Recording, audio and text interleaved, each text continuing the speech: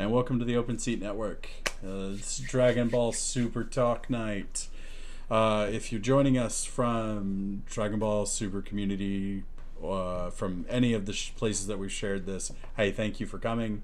Thank you for being here. We really appreciate it. Parrish and I are going to try to talk a little bit about Set 4 tonight. We've also got a few other things we want to hit on and have a little fun with, and obviously just overall, you know, we're trying to get Dragon Ball Talk to be a big thing on Monday nights.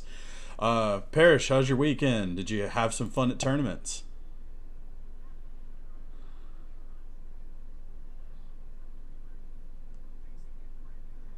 Yep.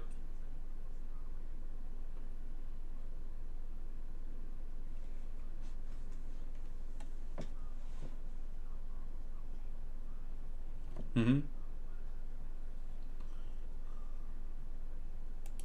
Yeah, which, I mean, the first thing we're going to talk about tonight is your Green Blue Vegeta. Um, I love the fact that you actually included a sideboard in your version of the deck. If you're looking at our chat on Twitch, I will also put this into the chat on Twitch here in just a minute. You know what? I'll just go ahead and bring that up while we're talking about it. Parrish, start talking us through this new deck, which is obviously, as you say, OG. We're going Vegeta for the crit package. I mean, we all know how amazing that can be. So, start us off. Tell me something. Tell me what got you thinking green more than anything.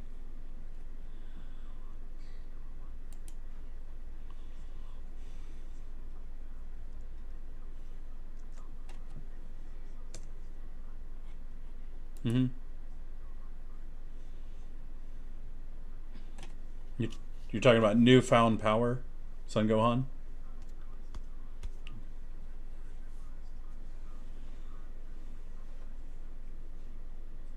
Yep.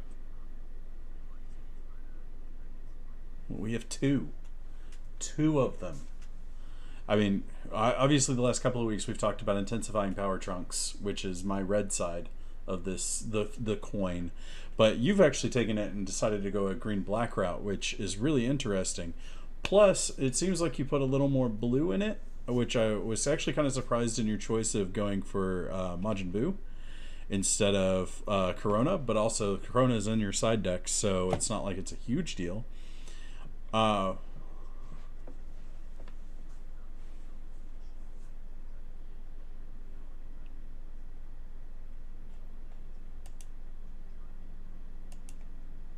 uh,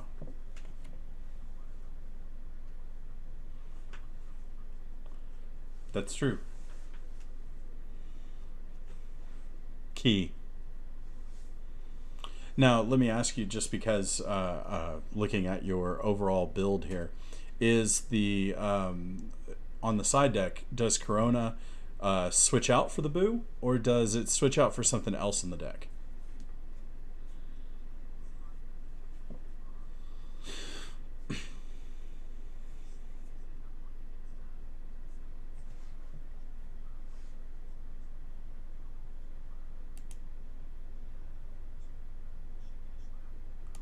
I might put in one or two, um, but this deck wants to win by turn 3, Mm-hmm. um, and it's hitting so destructively for critical that it's going to kind of maim a veggie player. I played against a veggie player who was playing the what's it called, the Khalifa leader, Mm-hmm. and it was really close. The veggies can still explode, especially if you don't get what you need. Against a veggie pair, it's a tough matchup simply because full power energy doesn't do exactly what you want it to. Right. Um, It really but only it, gets it'll rid of it'll that one drop trunks more than anything. yeah, it'll get rid of combo power, but it won't get rid of like the massively important stuff. Yeah. I still ended up pulling that one out. I was able to kind of outplay him, fortunately, but it was very very skin of the teeth, Mm-hmm. and that was with the Cronoa, so I was kind of hindered Okay. against that game. I think with this new Boo package, I'm much more comfortable. Okay. But let me go through each kind of card that I chose and why I chose Yeah. the numbers that I chose. We'll start off at the top, at least on what I'm looking at. For furthering destruction champas, Hmm. that's kind of that's auto include for this kind of deck. Yep. For Majin, again, mostly energy. You can play it to dig if you need to, especially with flute. You're Hmm. paying 2, drawing 3. That seems real good. Yeah. Boost attack Piccolo, auto include. Unyielding Spirit Trunks, part of this degenerate deck. That's auto include. Newfound Power Son Gohan, that's going to be your major damage dealer, including your Vegetas. 2 Bundle of Curiosity Son Gokus. Um, they're mostly energy. They're very desperate, kind of dig for an answer type of thing, but they're mostly in there for energy. If something better comes out, it's probably the first thing that's going. A better green card comes out. Yeah. It's probably the first thing I'm going to remove. I also think that it probably goes out for the Sun Goten when you need the Sun Yes. Goten for the direct. That for sure. Like I said, that's really the first easy slot to remove. Sure. 4 Dark Vassal Tambourines, which is basically the equivalent of the 2-drop critical trunks from the red deck. Yep. So he was auto include. Evil Psyche Zamas. Zamas right now with flute is a really good defender. Mm-hmm. You're still really only ever going to play the one, and most of the rest are going to be energy. But having that defend and then bring it back on your turn and play it again to defend again can be clutch. Yes. Especially Yamcha, for the extra draw with flute. For sure. Sorry. Yamcha, Yamcha's you can put the 2-drop vanilla Vegeta, but a 15k beater vanilla is any 4-drop or any 2-drop 4 of 2-drop green vanillas are important. Yamcha's in there for the memes. It's just nice to kill somebody with a Yamcha. 2 dimension support trunks. This is what you're going to use to bring out Yamcha. If you ever have Yamcha in your hand, that's auto energy, easy auto energy. You're never going to need it otherwise. Yep. But the dimension support trunks is crazy value. Just on the 2 bodies for 1. You put it into that fact that one of them has critical. You can flute Yamcha back in or trunks. Yep. You flute Trunks back to your hand, especially in this format where everything is gas. That's NOS in your deck essentially. 2 Scientist Foos for finishing.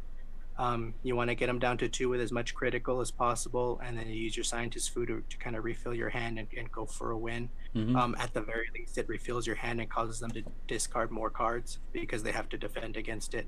Yeah. Well, it's 25k. Anytime that you can start with a 25k attacker and they're already having to combo with a super combo just to get equal to you, you're always wasting something good. Correct. Legendary flute auto include that's real obvious is all the tricks. Trixie Hobbits is Sensubi for more tricks. This deck is just kind of one of those. I'll sit here and play for a little bit, take a pretty long turn playing my deck, and then pass the turn while you just kind of sit there slack-jawed. Full power energy is really for the mirror match, and I think this is where this deck is going to have the advantage, because it's going to be able to stop over the red variant. Yeah.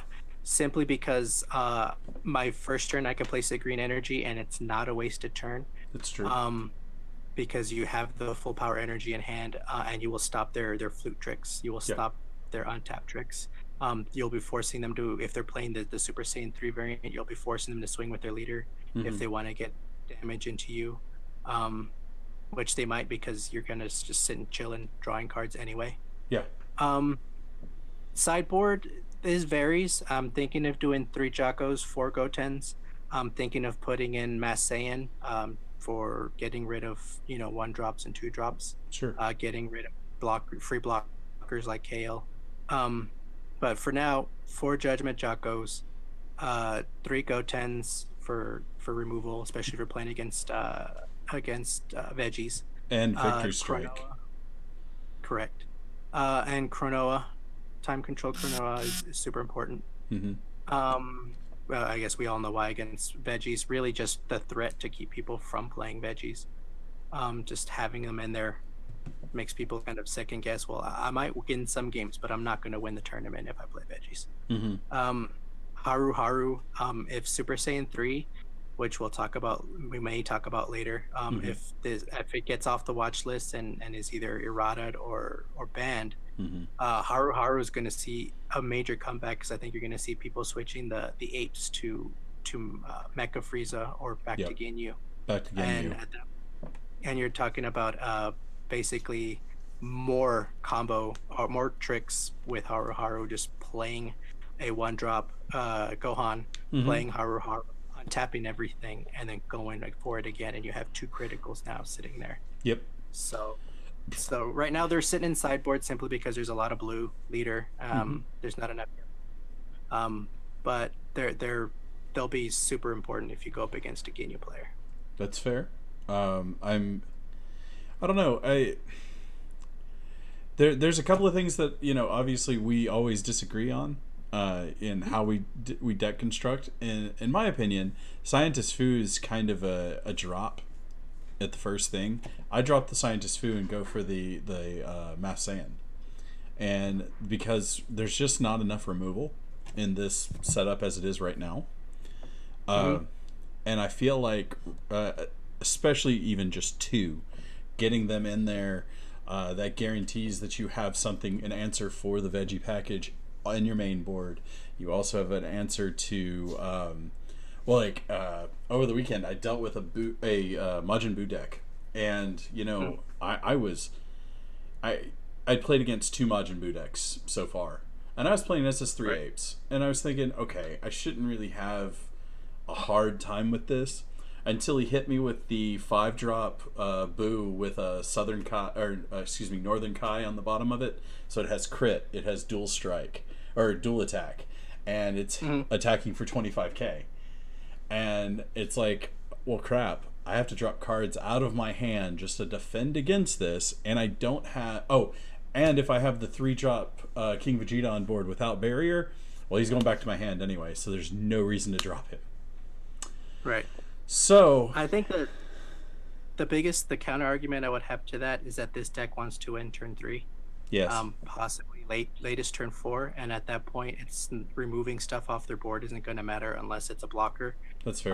You want to be able to draw 2 cards, swing with a 25k double strike. Make him use the I blocker. think, right, and I think that that Mass Saiyan definitely has probably a slot in the sideboard. Depending on your local meta, you might want to play it main board. But the Fu always just seems to come in clutch, getting me like 2 extra super combos, or getting me another Gohan, or another symbol, or just another something, maybe even another dimension support trunks for next turn. Sure. I mean, just drawing 2 cards, getting me that Furthering Destruction Champa just for that extra push. It's super techy for that. That's fair. Especially when you can play them and start untapping energy with Unyielding Spirit Trunks, especially on that turn 3 where you only have 3 energy comparatively to your SS3 player that's sitting across from you, who is, obviously got 3 energy up by turn 3, because if they're not awakened by that point, they're done. Right. I mean, it's just the meta. Yeah, just to put a really fine point on it, and then we can, I'll let you kind of put your fine point on it. I don't know what the viewers are seeing at Twitch. The average price of this deck on DBS decks is $64.62. You can probably get away with playing this quite possibly tier 1 deck for less than $50. Yeah, that's all true. it's going to take is the reps of learning when to play what, when to defend against what, in order to make this deck your main deck. And it's going to be especially great for new players who want to come in and want to be competitive. Yeah. I know some games like Yu-Gi-Oh have issues where if you want to start, you're going to be losing a lot of games, because most of the decks use secrets and just really expensive cards. Sure. That are very difficult to get. This deck, I think, is going to be a game changer in entry level or in pay to get in type of thing. No, you're right.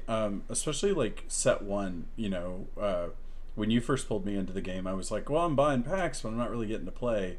And you're like, well, look at Vegeta, and it's really the best deck in the format right now. But most of the stuff in it, the only reason it's expensive is because it's just the first set. And I really didn't realize how much that was true until I started looking at, the most expensive card on here are the Scientist Foos, the Sensu Beans, and the Boost Attack Piccolos, which, if you're in a community that has older players, they're going to have Sensu Beans, they're going to have Boost Attack Piccolos. And if they played at all during set 3, they probably have a crap ton of Scientist Foos just sitting around going, well, yeah, I'd like to get a few bucks for them, sure. And honestly, like the boost attacks and the sensu beans, you might even find people who will just give them to you if they have 15, 20 of them just sitting in a box. Yeah, that's fair. It really depends on the area and the people. I know some people really want to build kind of, what's the best way I can describe it? They want to build a little bit of money value back into what they're spending money on. Which I mean, after the next topic I want to cover, which is oh god, well, we'll go through your SS3 deck as well after this, but Hirudegan, there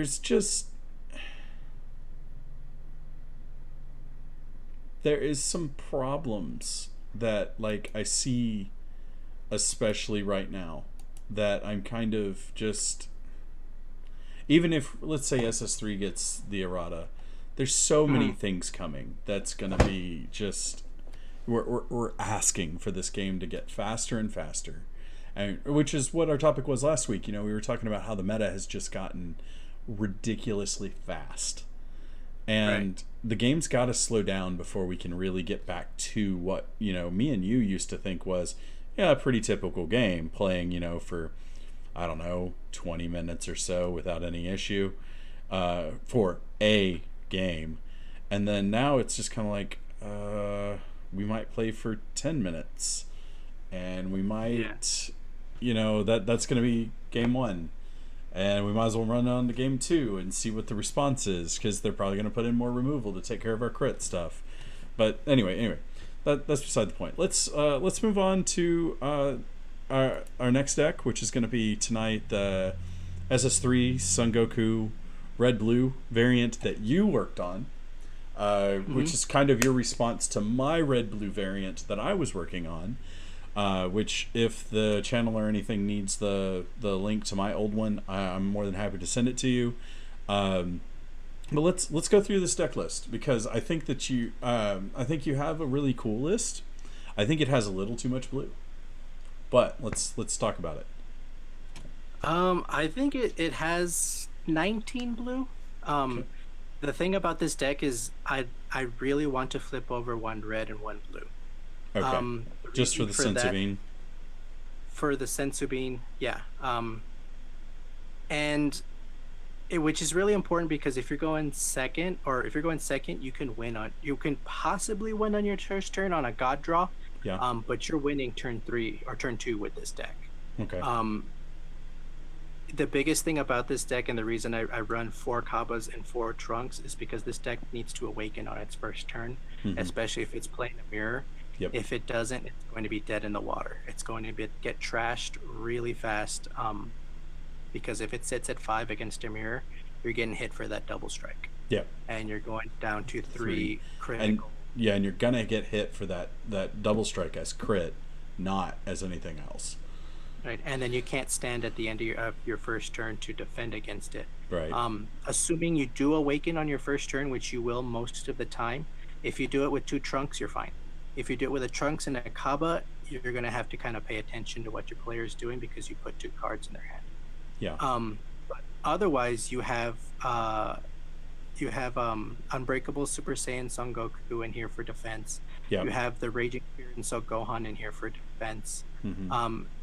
You probably have awakened them on your first turn, so you have Pride and Justice Topo in here, which is going to be good for your turn after the end of your turn 2. Yep. Assuming you're still alive. So you got plenty of defense while still being incredibly aggressive with this deck. Sure. This deck is the very definition of a suicide deck. Yes. It goes and it goes hard. Well, I It's mean, my biggest go ahead. Sorry. my biggest from the few times that I've tested this, the biggest deck that I have an issue with is Apes right now, Super Saiyan 3 Apes. Okay. The reason is because Apes runs 8 negates and essentially 8 super combos. Sure. So all that deck needs to do is survive till its turn 3, and it's pretty much got itself stabilized. Mm-hmm. So you want to make sure you're hitting that deck with nothing but critical early. Yeah. Because if they get cards if in you their can hand, it's done. Yeah, because they have no problem getting cards in their hand, but it's the negates. The 8 negates are really tough to deal with. Right. Well, Well, but especially every when other they're. deck, Go ahead. Sorry. Oh, I was going to say the only thing with the negates is as long as they're nimbusing you instead of Roshi, then they're set. But if they have to Roshi you before they can even get to a flying nimbus, then they're kind of in trouble.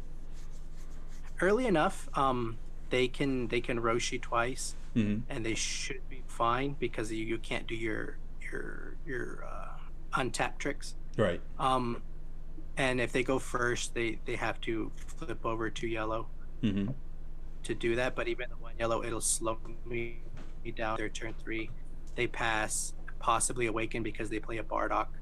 They could even awaken on their first turn, and they'll draw into a crazy amount of stuff. That's so fair.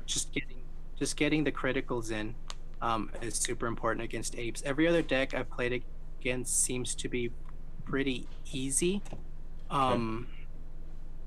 I haven't played against veggies. Nobody's playing veggies in my local meta anymore. Mm-hmm. I've played against Pan, no problems. I played against Super Saiyan 3 Boo, Mm-hmm.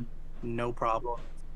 I haven't played any mirror matchups yet. But that'll be kind of an incoming. But this deck is just one of those things, like, it needs to awaken, like I said, on its first turn, and it's pretty golden against everything except Apes. Right. And this deck is degeneracy in its purest form. Well, and that's, I mean, here's my problem with that.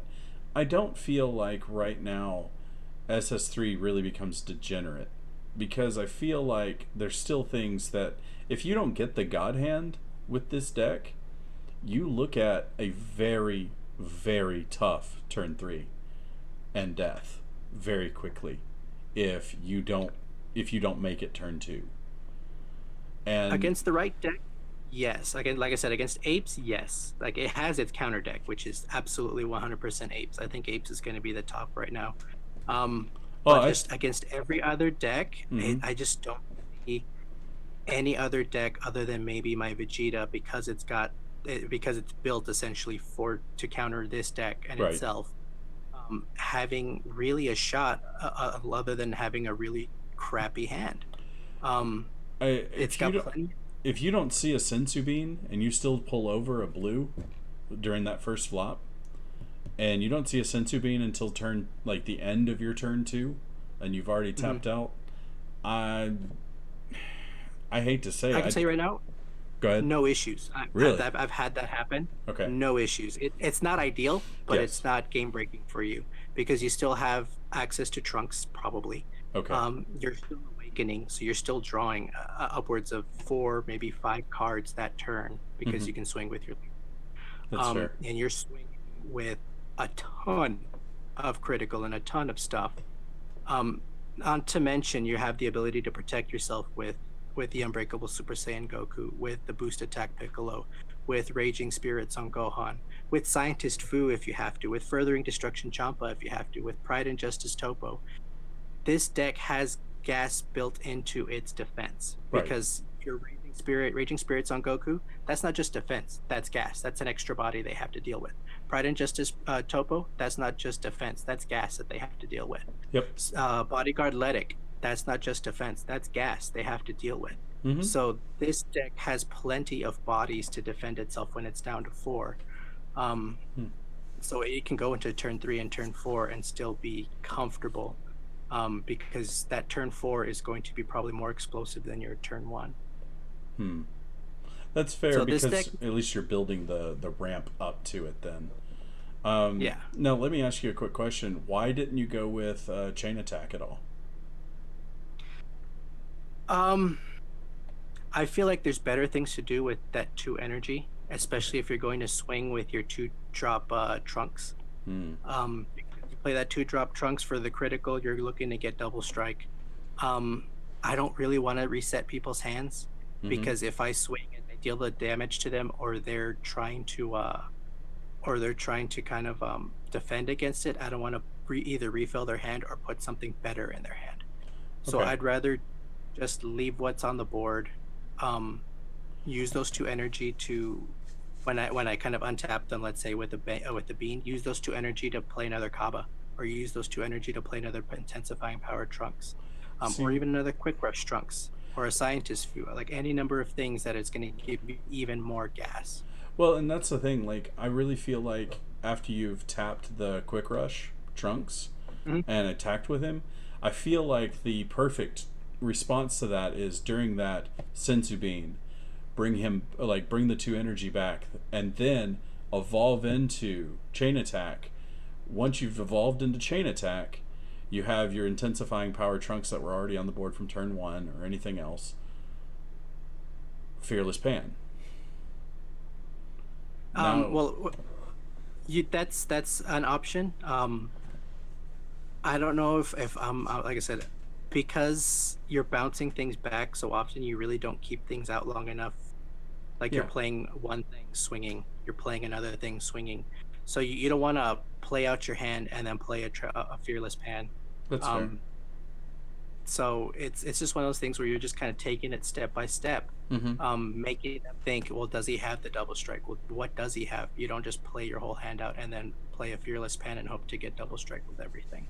Fearless Mm-hmm. pan really is in there for the final push. If I don't have a foo, Mm-hmm. if I for some reason my intensifying power trunks or my my quick rush trunks or my bodyguards are still alive by the time it's my turn and I get to untap them, Mm-hmm. then I can play a fearless pan just straight out of my hand, swing, and then do my untap, and Mm-hmm. then do more stuff. But that's only if I'm looking at having a red board already. But I Mm-hmm. don't want to build up to a red board and then play fearless pan. Yeah, and I feel like it's something that I just keep forgetting to throw in all of the red decks. Like, especially looking back at the deck that I was building called Gas Gas Gas, I feel like Unbreakable Super Saiyan Son Goku is something that I missed myself Mhm. because of, I mean, it's just the perfect. Oh hey, let me get my card back. Let me combo and get a card. Let me super combo without having to use my blues. And Let me dig into blue. Let me dig into bean. Let me dig into trunks. Let yeah, me dig into any number of while I'm defending. you're right, So exactly. there's literally no downside to it. And I think I think your suicide deck is actually a winner. Um, Again, like I say, we disagree on the scientist foo just because I feel like Bardock or excuse me, Mass Sand gives a better overall oomph for the money, but you also like to refill your hand, and especially in this type of deck, I feel like and like we were talking about with Gas Gas Gas, you have to constantly be refreshing it, and that's why the 3-drop Gohan is so important from the TP4s, tournament pack Mhm.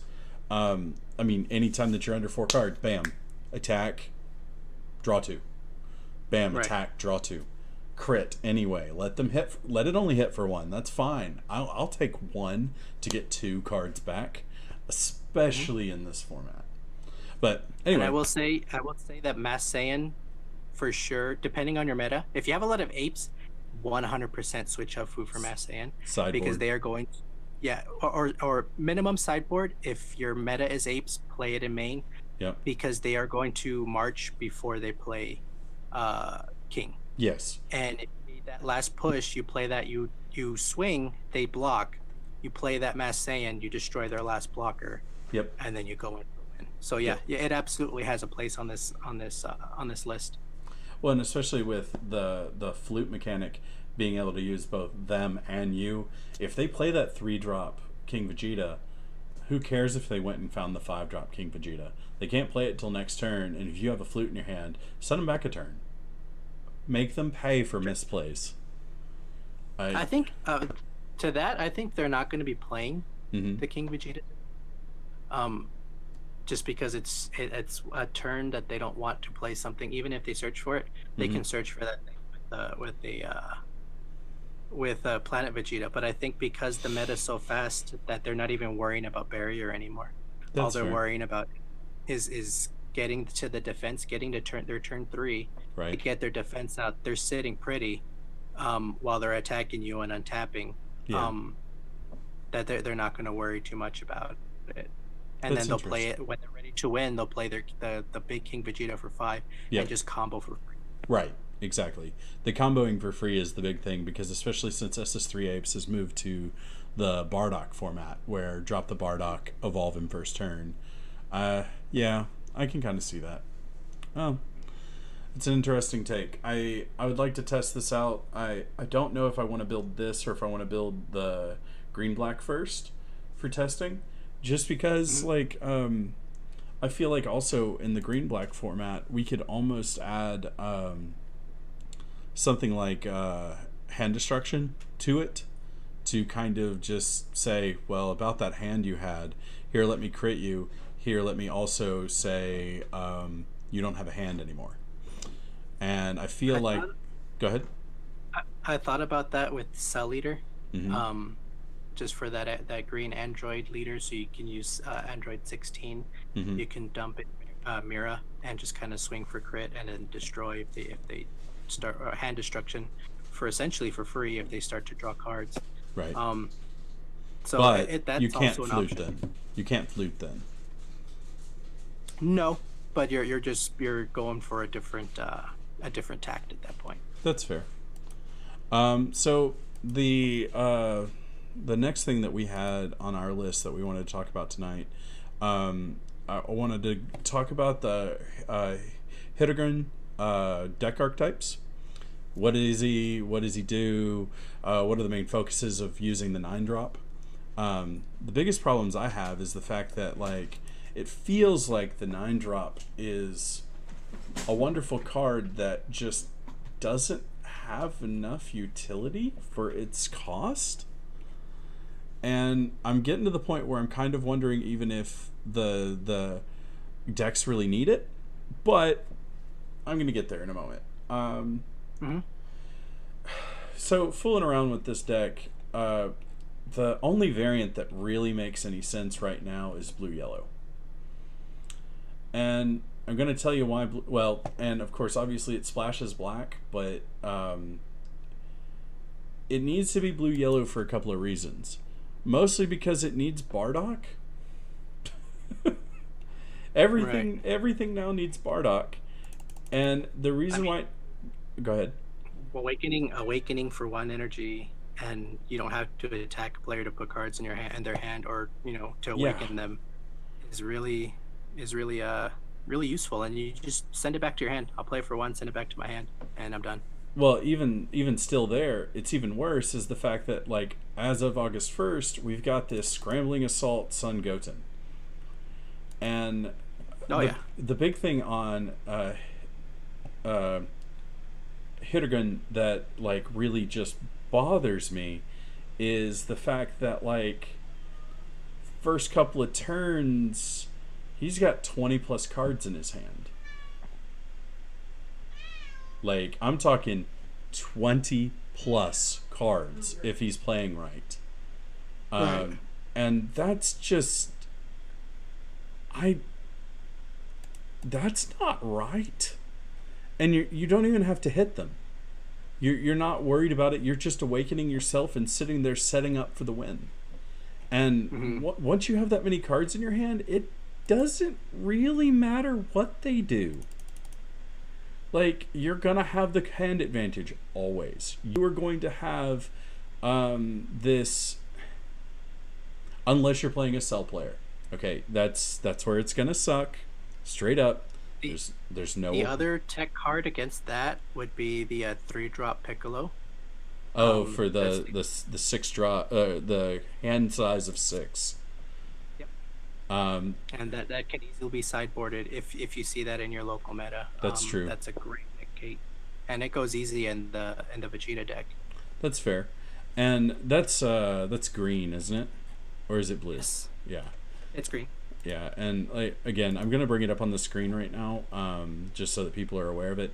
In case you ever forget, there is a really great green Piccolo card, and the reason why it's so great is because at the end of your turn, your opponent must choose cards from their hand until there are only 6 remaining, and place the chosen cards that they had to get rid of in their drop area. And like, I'm not saying this card is like a must-have in every deck, but I feel like we're probably going to see a lot more of this, especially if SS3 gets kind of sent to the wayside from the watch list. I feel like Ready to Strike Piccolo is probably going to be something that we see because of just this ridiculousness with this new leader. So like, well, first let's talk about him. His opening side. When this leader card attacks, you may choose 1 battle card from your hand and place it in the drop area. If you do, draw 2 cards. So 1 for 2. Okay. So it's basically what Piccolo used, or not Piccolo, what Cell does, but on its open hay. And it's on freeze or on Cell. Like it sells, put a card underneath him, get 2 cards. So when this card attacks a leader card, you choose a battle card from your hand and put it in the drop area, draw 2 cards. Awesome. So there's 2 cards for 1 first hand. So you start with, you're going second, you start with your 6 cards after your energy is down, and you pitch a battle card, and all of a sudden you've got an extra card in your hand. Then you play your other 1-drops and 2-drops, like in this. I mean, for 1-drops, you've got your Phantom Flame Cannon, which is just amazing. If your leader card is Hirudegan, it gains 10,000 power for the duration of the battle. Then choose up to 1 card in your opponent's hand and place it on top of their deck.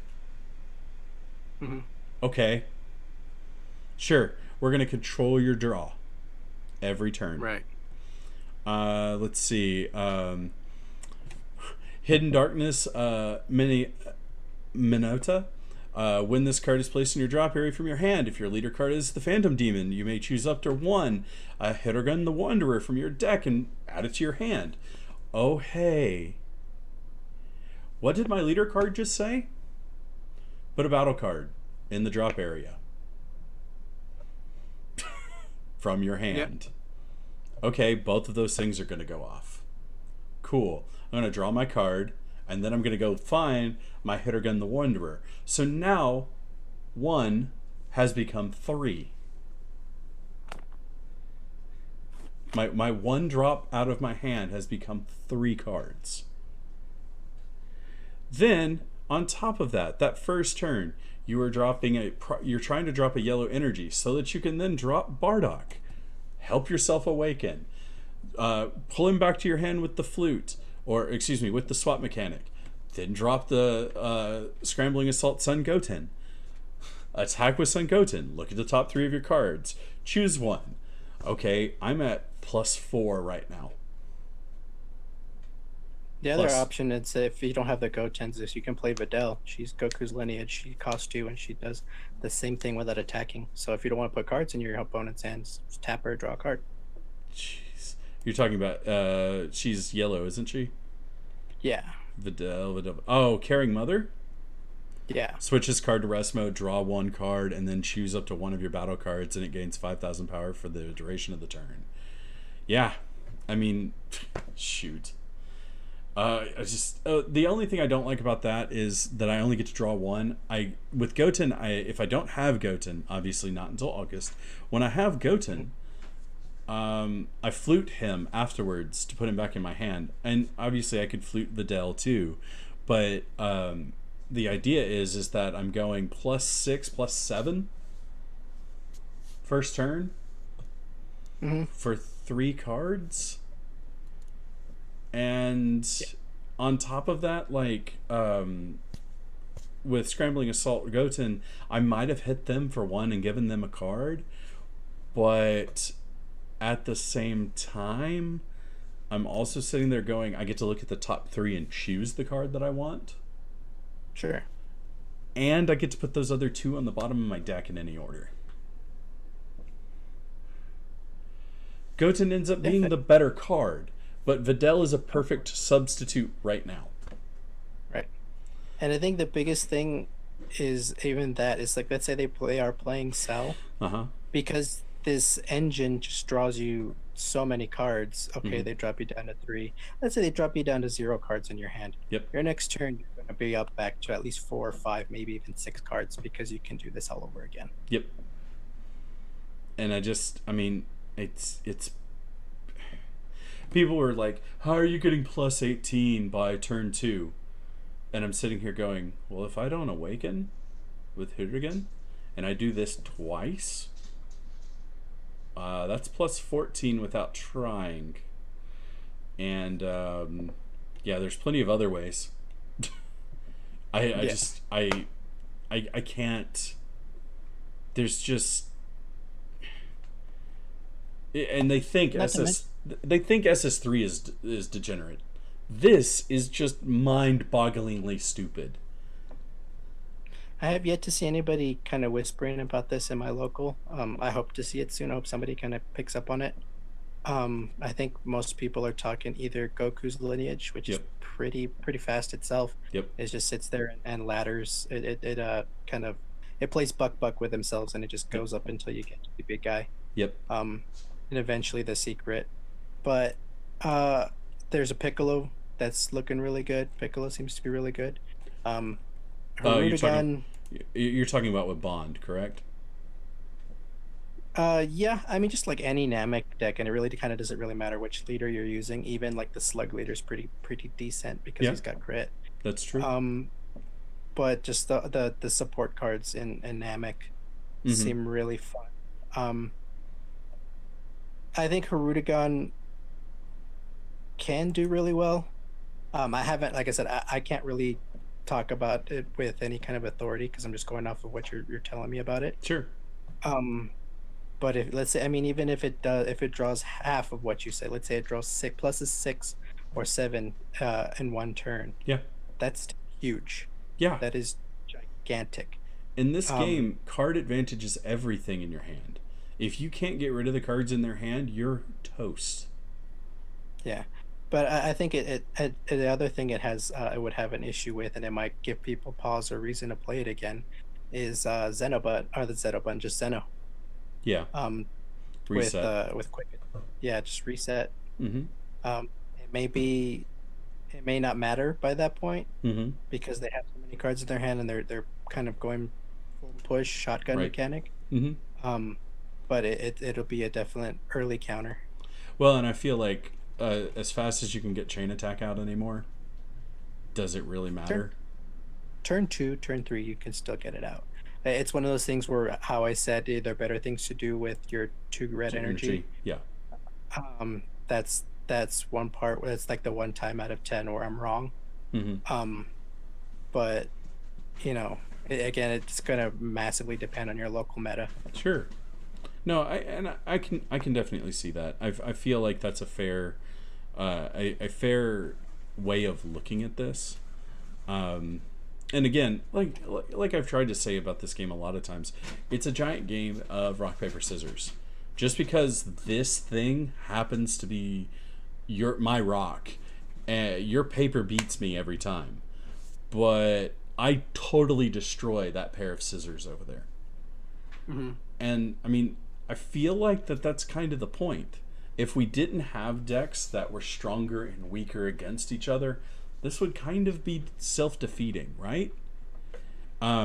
Because, I mean, remember Mecha Frieza? Remember Mecha Frieza Apes? It was degenerate. It was horrible for the formats, and there was no way to come back from it. It was a mirror match because those were the only 2 decks that could do anything at the time. And by 2 decks, I mean the mirror match between each other. Before the errata, there was no point. Right. Now, this is why I want SS3 to stay in. exactly like it is, and I want SS3 to just keep pushing exactly as it is right now. Because if it doesn't, Mhm. this is the type of crap we're going to start seeing right here. And we're going to have real degeneration. And real Go ahead. I was gonna say, I think Bandai's reason for putting this on a watch list, I don't think it's necessarily that Super Saiyan 3 is degenerate or that it's fast or that it's strong. Mm-hmm. The reasoning for putting it on a watch list is because it's ubiquitous, because it kind of it's stifling creativity, not because it's great or because it's better than every other leader, Mm-hmm. but because more people are using it for whatever reason. Mm-hmm. Maybe it's better, there's just a lack of creativity. Mm-hmm. I honestly don't know. Sure. But Obviously, we uh, can't read their from minds. right, but from their posts and what the way they put it, to me it reads that there are too many people kind of gravitating or have blinders on and looking only at Super Saiyan 3 when there's Hirudegan, there's Piccolo, there's Vegeta, there's Baby. Baby. Oh my There's god. all sorts of decks people could be playing, should be playing. We want them to play, but they're not because they're more comfortable or they feel more comfortable playing Super Saiyan 3. Yeah. Whether they're right or wrong about playing Super Saiyan 3, that's not the point. Right. I think to them, I think the point is that people are playing Super Saiyan 3 and nothing else. Well, and I feel like every time I go to my locals, like I'm not seeing just SS3. Same here. I mean, I think the last one I saw one other. The other person that I usually bounce deck ideas off with, Oscar. Mm-hmm. He was playing Vegeta Mm-hmm. as well. Like he brewed himself a Vegeta with red and blue. Mm-hmm. I didn't still haven't had a chance to play that against that deck yet. We just never kind of met. But Mm-hmm. he's been having pretty good success with it. So I think it just depends. Like I said, on your local meta. Some are a little more adventurous than others. Mm-hmm. Like I've seen Mira decks. I'm seeing Cell decks. I'm Mm-hmm. seeing all sorts of kind of different decks. But I think in terms of like what's more prevalent, even though it's like maybe a 15% of the people are playing Super Saiyan 3, Mm-hmm. it's Super Saiyan 3 is number one with a bullet for sure. Mm-hmm. And they're different decks, but Mm-hmm. they're the same leader. So Okay. it's just one of those things that does it stifle creativity to play the one leader? Not because it's degenerate, but because it's safe. Sure. Is I think the real argument that people should be having. It shouldn't matter whether it's degenerate or not. I think does it stifle creativity? I don't And think I've said this before. Go ahead. I remember when they were just whispers of Irada-ing Mecha, and when Super Saiyan 3 first came out, I'm sure you remember the car rides we had, and where I was telling you, mark my words, Super Saiyan 3 will be the next target after Mecha. Yeah, no, I completely agree and completely remember, and I don't disagree with you. The problem is that, and the problem I have is that SS3 gives way too many decks the ability to play, like, and I don't care if it's the same leader. I care about the cards that are outside the leader. It's kind of like when you play Commander in Magic the Gathering. Just because you have the same commander, black-red commander, let's say you both have the same legendary dragon that you're playing that's black-red, and you both play a version of a dragon deck, but one of you is playing the indestructible Kamigawa style of indestructible dragon deck, and then the other one is playing red-black land and hand destruction.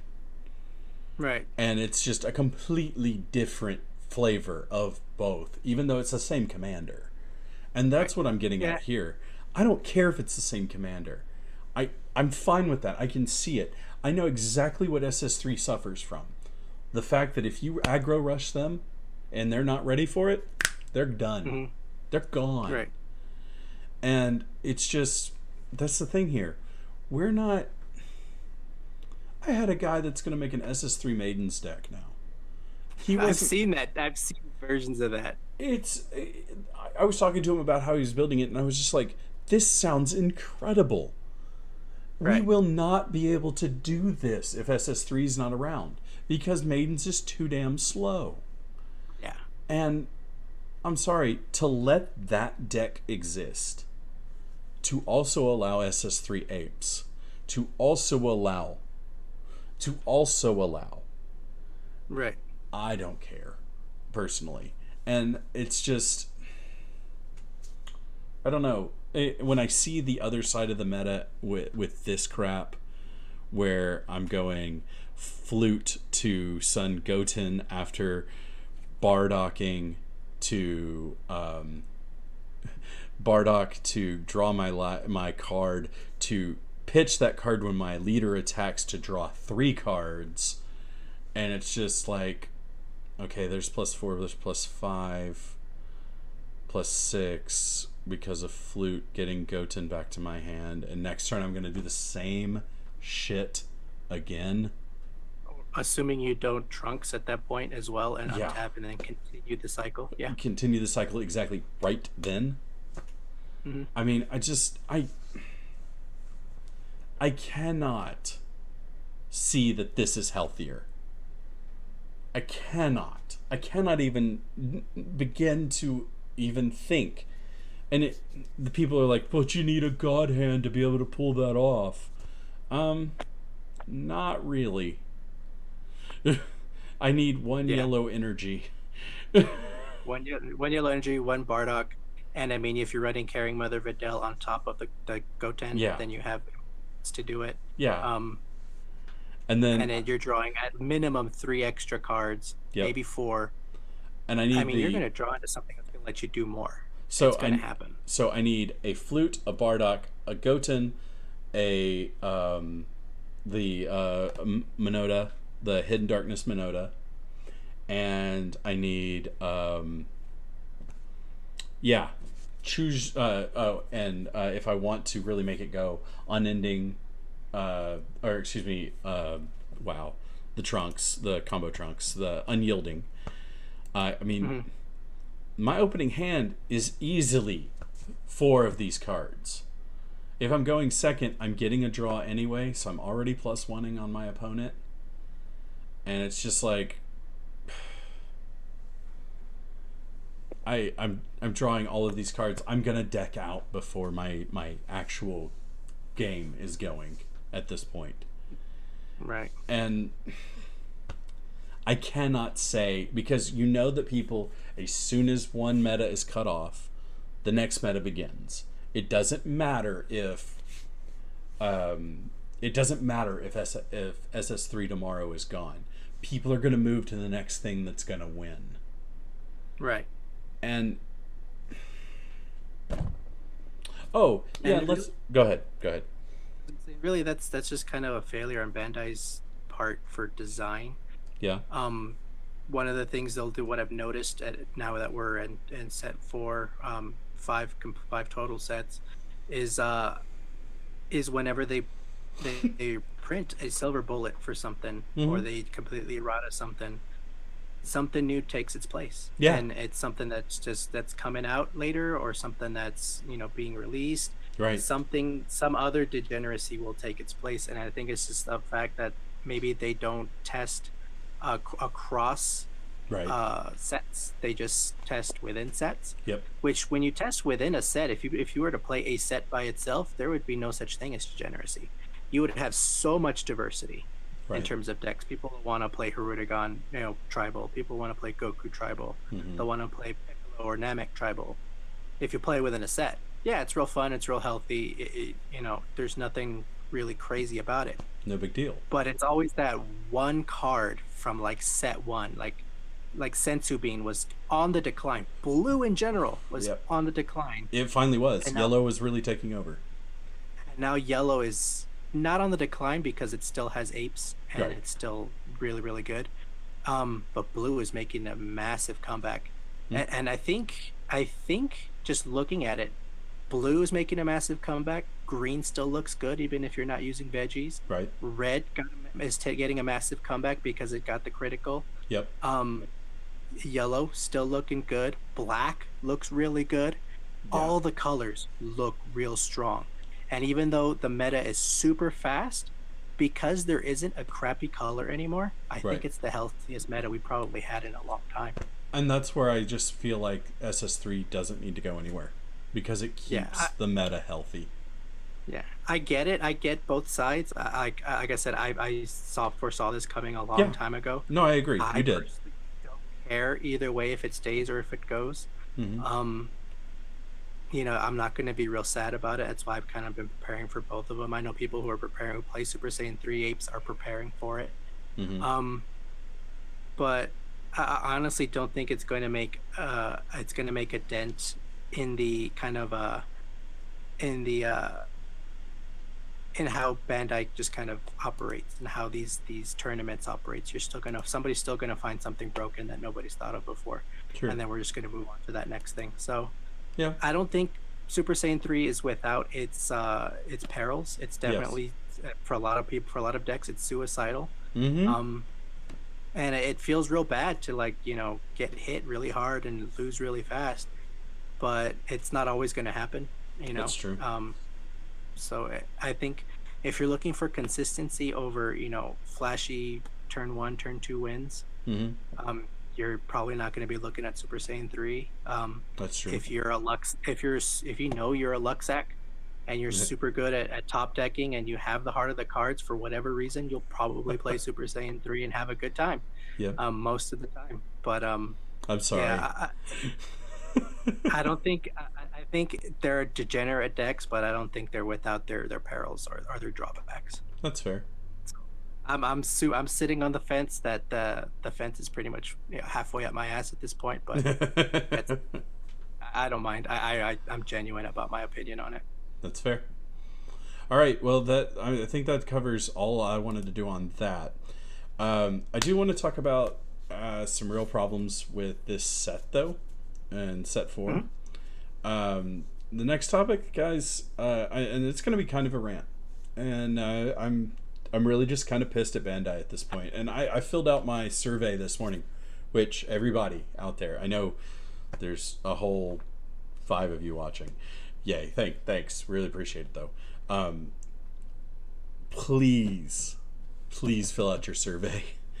Like, you have absolutely no idea how important those surveys are, because it seems like they're actually adding options in the survey that makes it kind of seem like they're listening. I have no idea if they actually will, because like one of the options in one of the surveys got pointed out to me before I even took my survey was the fact that they actually have an option to talk about player interaction, because there is not enough interaction in this game. I'm sorry, counterplay, we need counters at pretty much every window. Counter combo, counterplay, counter end of turn effects. You want to talk about how to screw SS3? Don't errata him. Make a counter end of turn effect. The interesting thing is they're not only I think they're listening. I think that's one of Bandai's strengths, is they do listen to the player base. Sure. That Super Saiyan 3, putting Super Saiyan 3 on a watch list is perfect example. The errata of Mecha Frieza, perfect example.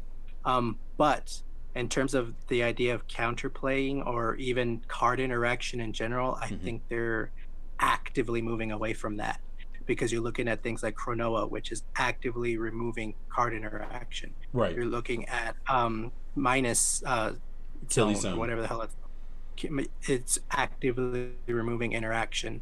I think Bandai wants the game at this speed. They want the games to be running faster and faster. Well, every yellow zero card that they're releasing, like a flute, every 1 drop that they're releasing, like Trunks and Gohan, is kind of like a proof to that they do listen, but I think they have a plan for the game, and I think player interaction and card interaction isn't on the table for them.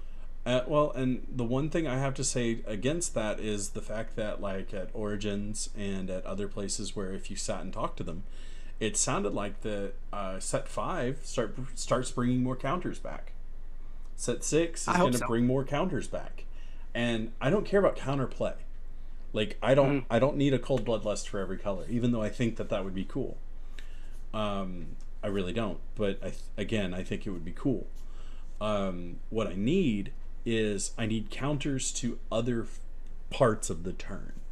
If I want to be little Timmy the power gamer who's pinging you for one with if you remember MTG terminology, if I want to ping you slowly and be able to counter your effects as you're playing them as a blue player, which I was a blue mage, let's be honest, for Magic for years, it's one of those where it's just like there's no countering anymore, especially with deflect.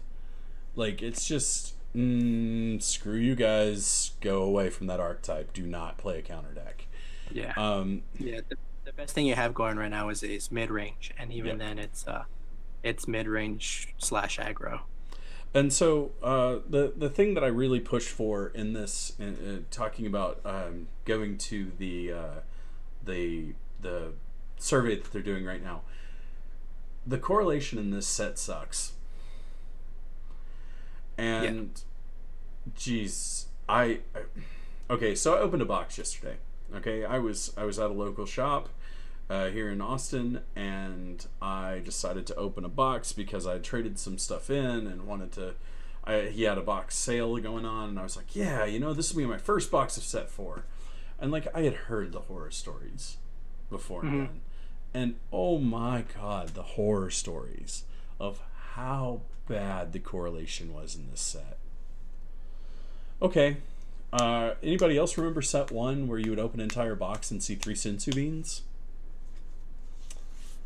Senzu Bean was a common, mind you. There's no reason for that, but 3 of a particular common. And out of 24 packs where at least 11 cards are commons,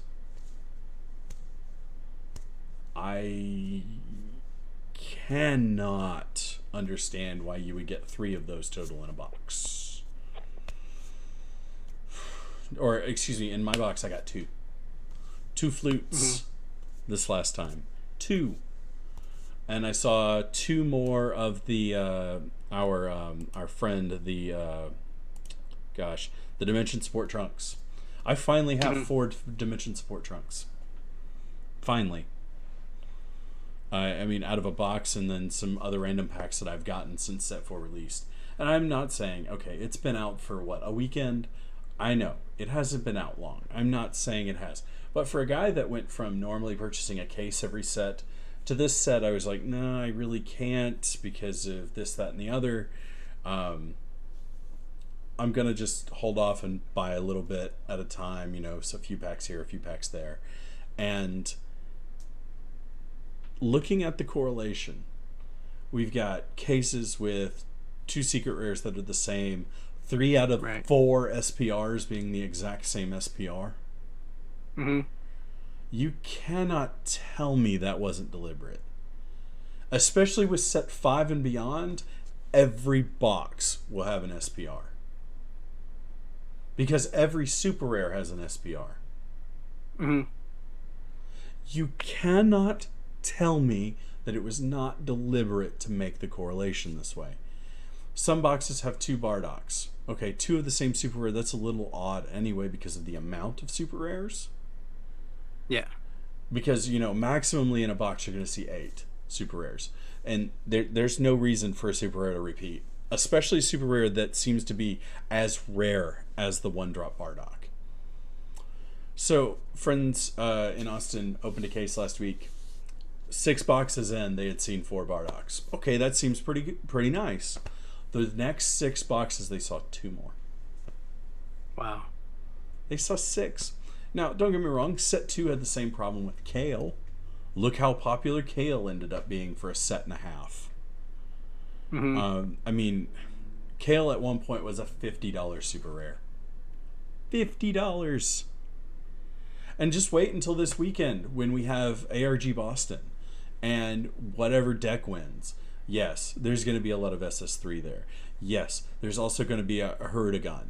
There's also going to be Vegeta. And they're all going to do well. That's the problem. And I so mean, it's ARG Boston, and yeah. it's also states, so you're gonna have a Oh, lot of Jesus. decks to choose from. That's true. And I forgot about States was I think it's this Saturday here in Austin. And I just I don't even know what to build for it. Like I honestly don't. I could go the safe route and build a gas deck, and 3 out of 4 games I'll probably win. But that 1 out of 4 is probably going to be my game one. Excuse me, my match one, and that's going to put me in bad bracket for the rest of the time. But like it's just right now I don't. The correlation was so bad in this set that the casual player that was buying 2 boxes to get a full set of CUR didn't get close. You couldn't get a play set out of 2 boxes. I know players that opened up a case and couldn't make 2 CURs play sets. Right. A case. I'm sorry. I'm used to opening a case of this game and being able to make a couple of CUR sets, be able to have a few trades, and maybe, if I was really lucky with the correlation after buying just an extra box after the 12, being able to make 2 full master sets and being able to sell a set off. And that was, a secret rare, one of each SPR, blah, blah, blah, blah. I might be able to make 2, without the SPRs, just the secret rare play sets and everything. I might be able to make 2 master sets in a set. And that's impossible now.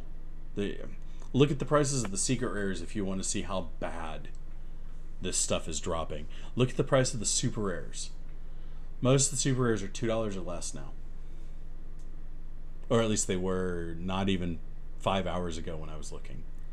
Except for Bardock. But Bardock and Kefla and Combo Killer. Those are your 3. Combo Killer, oh my god. That card What's sad about Combo Killer when I look at it is I automatically just look at its casting cost and I think, nope, too slow. Yep, it's too slow in this format. Too slow. And that's kind of sad, but it's just one of those things where I'll look at a 3 and I have to hem and haw whether I want to keep it, like looking at Pan. Mm-hmm. Like 3-drop Pan that gives everything that I have out double strike and is a barrier blocker. Like, why should I even hem and haw on that? Oh, because it costs 3 and I might need something else for that energy. Yeah. It's interesting. It's interesting how like 3-drops are turning into big bodies all of a sudden. Yep. But I think one of the things that stores can do to kind of counter this, depending on how much product they buy themselves, is to start shuffling their boxes. Opening other cases and shuffling the boxes within them. Sure. From then hopefully that'll kind of either reset or at least off balance that correlation a little bit. Maybe. And again, it's just, I don't know. If I buy a sealed case, I want a sealed case from a store. If I pre-ordered that, I want it, and I don't want it touched because I don't want my correlation off. Because especially, go ahead. Get a secret rare and all.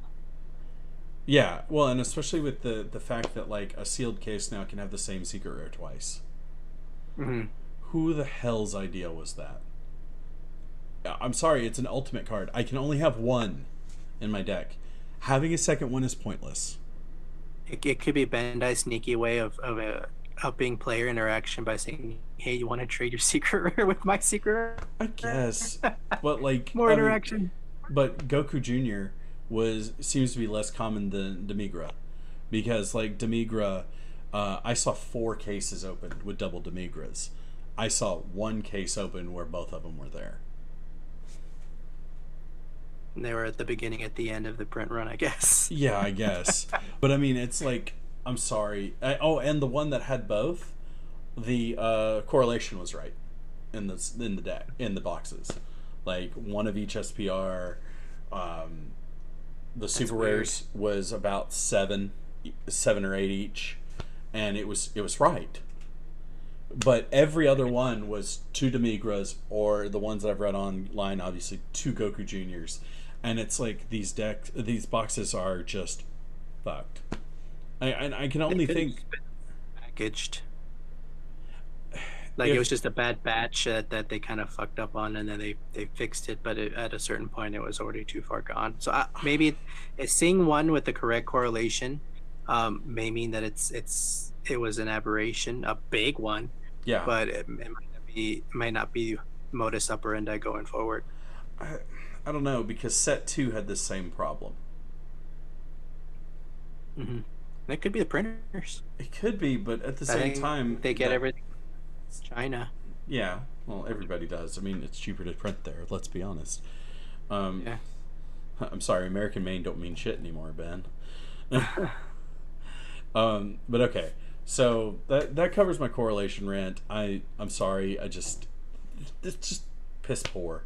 And Bandai, you need to do better, and you need to quit. You need to listen to your players. Give us some more player interaction, please. My next thing that I wanted to cover tonight, and kind of the main, I guess, last point we have to talk about tonight, I want to talk a little bit about Dragon Ball Heroes. I haven't seen the new one yet.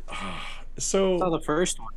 The first one was cool just because, SS4 versus Super Saiyan Blue. So here's the thing. Here's the thing about that. Is when I kind of read about the fight happening before the anime, and they were talking about who won. Uh-huh. Nobody won in the anime. They just it fought for like 5 seconds and it was over. I was like, oh really? That felt like such a tease. Yep. Well, and I feel like that was the point. Like, I think that's what they wanted in the anime, because all they're doing is obviously trying to do a promotional anime for Dragon Ball Heroes the game. Okay, right. No problem with that at all. I don't have an issue with that, because I mean these are fights that we would never have seen otherwise, and I'm okay with that. I take that away for a moment. The big thing on Dragon Ball Heroes to me, and the thing that I really love, is the fact that none of the filler, none of the crap is there. All it is just, again, it's just like this game right now in set 4. Gas, gas, gas. Nos, nos, nos. Push, push, push. Today, I watched episode 2, and it was 8 minutes long, just like the first one. And, oh my god. Starting there and going, well, let's see. I see Vegeta, Goku, and I see Mai, and they're walking, and oh my god, they're fighting somebody. Who are they fighting? This random dude that just came out of a volcano. His name is Cucumber? Cumber? The evil Saiyan Cumber? Awesome. Cool. Let's see what it does. As soon as Goku touches him in Super Saiyan, he goes insane and starts attacking Vegeta. Awesome. Perfect. Oh, fun. Yeah, no, it's perfect. It's perfect. And as soon as that happens, right? As soon as that happens, we then switch, and all of a sudden it's Trunks is back on the scene. And Trunks is fighting trying to prevent Goku from, attacking, and he's also attacking this new Cumber, and then all of a sudden Cooler appears. Oh yeah. And Cooler goes, well, if my stupid little brother could do it, I can too, and goes Golden Cooler.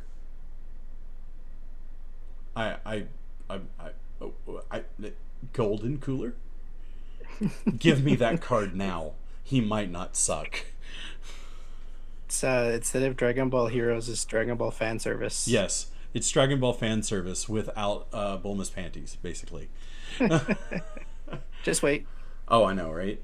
But or just check DeviantArt, you'll find it. Oh, it's true. It's so true. But like the fights are, 30 seconds to a minute long apiece. But then at the end of the episode, and I know you haven't seen it yet, so it's more fan service. Okay. Yeah. So the end of the episode, Mai all of a sudden pulls out of her pocket and goes, Kaioshin gave this to me. Potara. What? Yeah, she is like, I have these Potara earrings for you and Vegeta. Why don't you put them on? Goku and Vegeta went Vegito third episode. Or second episode at the end of it. And in third episode, they are going SSB Kaioken Fist. Wow. And I'm just like, I'm done. I'm fucking done. Do it. Do it. Give me that. Give me UI. Give me everything, please. Just more fan service. I want to watch this for 8 minutes and forget who I am. I want to forget that I hate Dragon Ball anime for a moment. No, I'm just kidding. I really don't hate Dragon Ball anime whatsoever. I think it's great. But yeah. Well, speaking of like kind of the Dragon Ball, fan hate, for Broly. Oh, that wave seems to be coming backwards. People are changing, doing like, an about face. Well, I think it's because of Toriyama. Toriyama and just the new art. Yeah. Him in the new style Frieza armor. Yes. Is really interesting. Oh yeah. And I think that's kind of how he's going to come about. I think Frieza's going to have found him and sent him after them. Yeah, because Frieza has a role in this new movie. Well, of course he does. Which kind of throws, and I know Paragus is going to be in the movie too. Why do you say that? I think it was said somewhere. It's secondhand me talking out of my ass. Okay, because like what I heard was Paragus wasn't there and he was being combined into another character almost.